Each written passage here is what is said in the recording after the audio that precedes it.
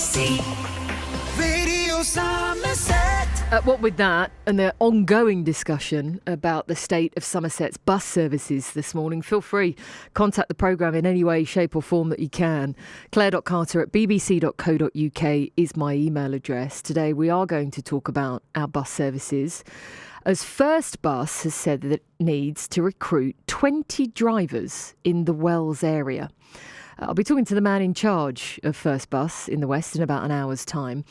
And bus campaigners, well, they're taking to the streets of Wells today as well to try and encourage more of us to use it or lose it when it comes to services. BBC Radio Somerset's Luke Knight has this report. This is the 376 service which pulls into Wells bus station every day. It's the service that goes between Bristol and Street and is normally a double-decker, which can take over 50 people on board. But today, I counted less than 10 getting off at Wells, and the rest of the bus looked pretty empty. So with that in mind, are enough people using the buses? I've been asking these people in Wells, when was the last time they got on a bus? We're going years when I lived in London. I don't really use them here. Right, is there a particular reason for that? Or? Because generally you have to wait hours and it's unreliable and the routes aren't very clear. In London I knew I was waiting 10 minutes and I could jump on, I knew where it was going. I'd rather be using a bus, but they need to be more reliable. I've got young children and it's, I need to know one's coming in 10 minutes. I do frequently use buses, yes. The infrastructure around them isn't particularly good. If you look at things like the bus stops, there's a wonderful example up in Saddle Street where the bus stop is quite decrepit. No one sees that as a point of sale, and it doesn't really entice you to come out and find out what's there in the first place. The timetable up there is out of date. Right. That is not particularly useful.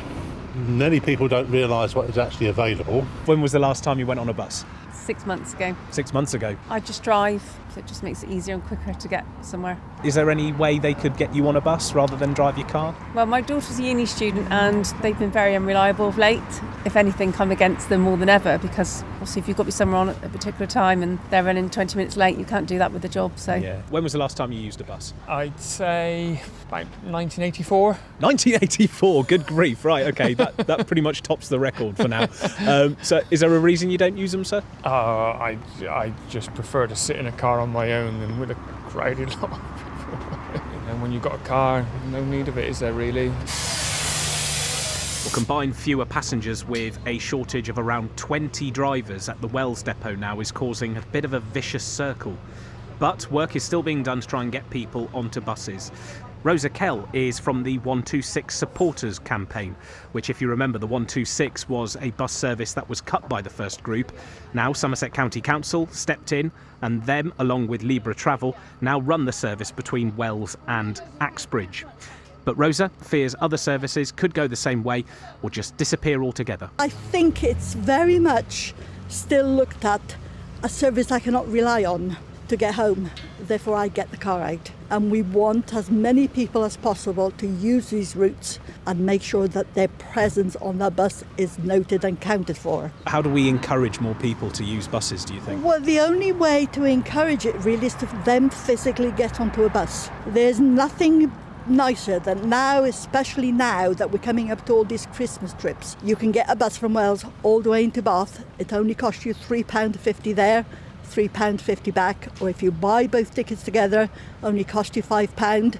You can take the children day out, you have a wonderful day out, you've got no worry about parking fees, and you look at the countryside, and more important, you see that these buses really have changed. If the buses aren't regular or if they are unreliable, if they go to Taunton, they might not have a guarantee that they can get home because they might have a cancelled bus or something which leaves them stranded. I totally understand that. It is only by using the buses that we manage to get Somerset Council, that we manage to get central government. The Department of the Transport must extend these subsidies at Burch because, we need it in the area. I know the country is in some sort of crisis with the cost of living going up, but if we don't make ourselves heard to the Department of Transport, it is not unlikely that these routes will go. I mean, the school children can't get to school.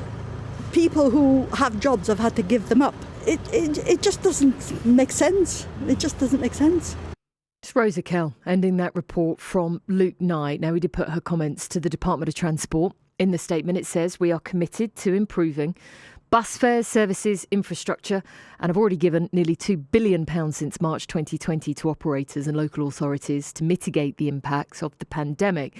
Now, in addition to the £450,000 received under the Bus Services Operators Grant, Somerset County Council has been allocated over £600,000 until the end of the year to continue supporting bus services across the county. Now, Luke raised two key issues in that report: fewer passengers, driver shortages. Well, John Burch is the South West representative for the Confederation of Passenger Transport UK, which is the trade association representing bus and coach firms. Good morning to you, John. Good morning, Claire. Good morning. Nice to speak to you again. Thanks for being on the show. Two real points there that, they just don't go together, do they? Fewer passengers, a shortage of drivers. That is a big problem, isn't it? It is. It's not the first time the industry suffered staff shortages, but certainly since the COVID pandemic, things have become extreme in a number of areas. And it's not just in the Somerset area. The whole country has suffered in various ways. It's to some extent patchy. There are areas that are better than others, but it is pretty awful at the moment. And in particular in the southwest here, the sort of Greater Bristol area and the Exeter area are two areas that have suffered particularly badly.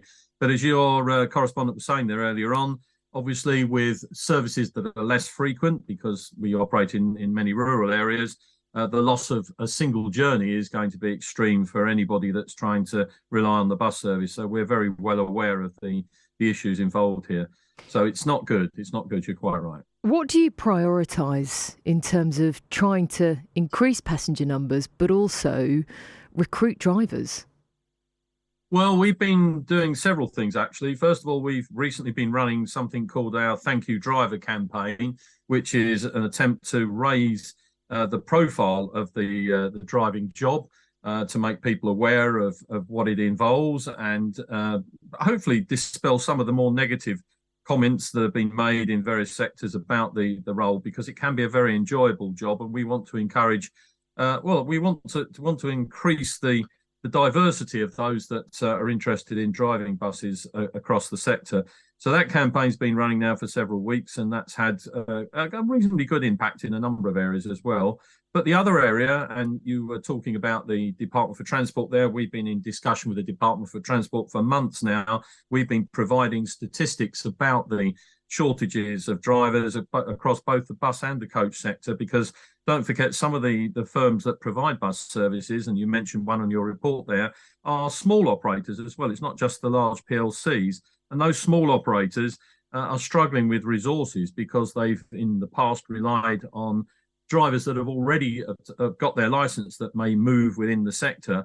But now what they're having to do is to build in the cost of training those drivers. And that's something that requires additional resource, which many of the smaller operators don't have.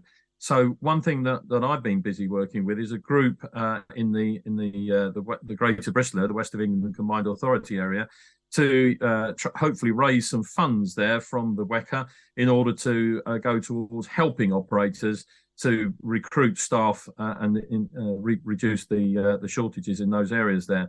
And we have a number of initiatives in other parts of the country as well that are doing similar work, and it's beginning to pay off.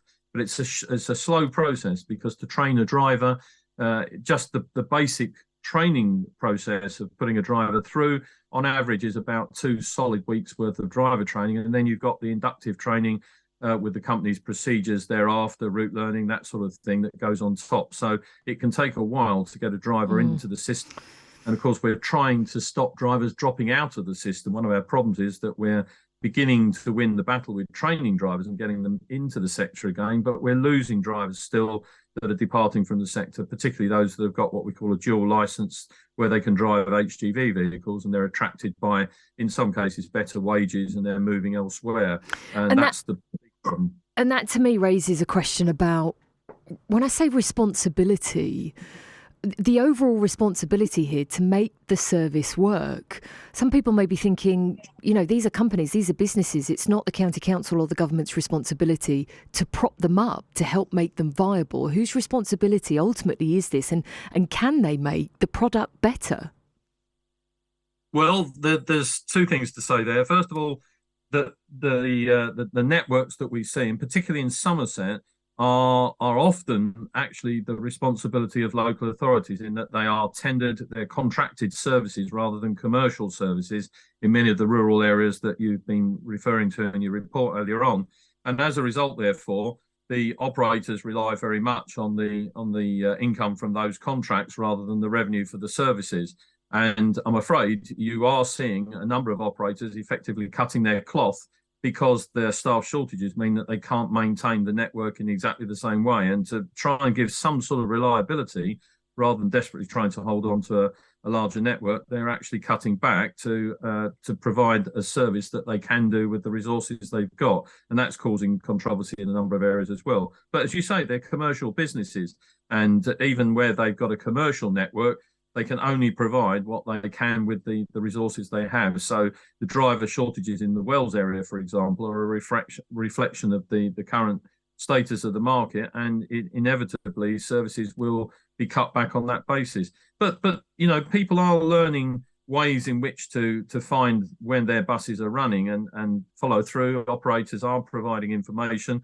And things like bustimes.org, which is a tracking facility, an app that people can use on their phones. I heard you talking, or one of your correspondents there talking about timetable information at bus stops. Yeah. A lot of people have begun to make use of these sorts of apps to understand where their buses are, to get a better idea of what's actually happening, and where they need to use the bus to get to and from work, or where they don't have cars. And a lot of the people you talk to in Wales were talking about not wanting to use bus services because they prefer their car. But we must remember that there are plenty of people out there that don't have a car. They don't have access to a car, or they can't drive. And so the bus is really important to them. Hence the reason we've been running these campaigns to try and increase the profile. So it's a difficult situation.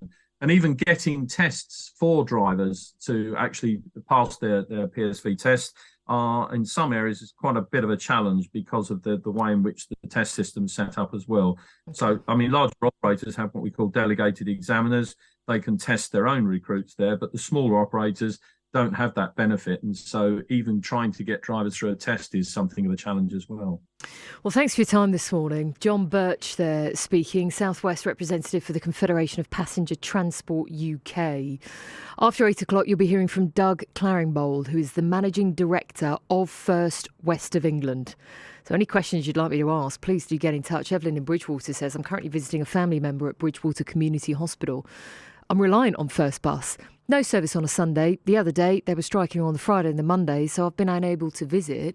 Apart from the Saturday, also many care homes are not serviced well by buses. Susie in Taunton says we really need the electric notice boards for operating buses in Somerset. The worst thing, cancellations. And the second issue's the delay. If we knew the time of the next bus, we could then make an informed choice whether to wait, walk or get a taxi. They should at least be at Taunton Railway Station, Musgrove, the town centre. Obviously, you live in Taunton.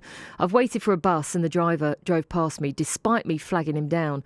I assume this was because he was late. Anything else you'd like to add in? 0800 678 1566. Thank you.